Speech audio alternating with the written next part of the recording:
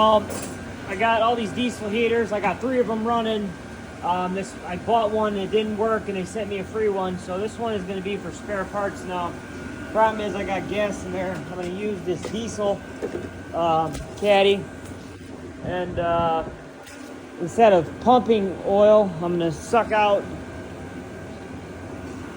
the old oil. Let's see here.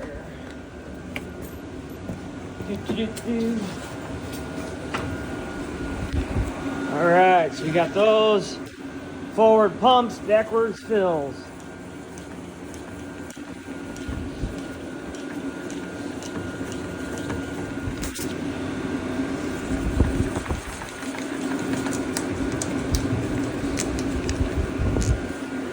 My problem is this tank is really full.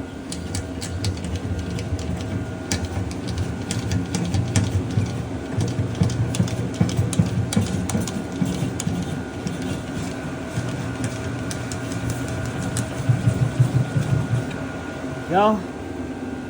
Still got some room.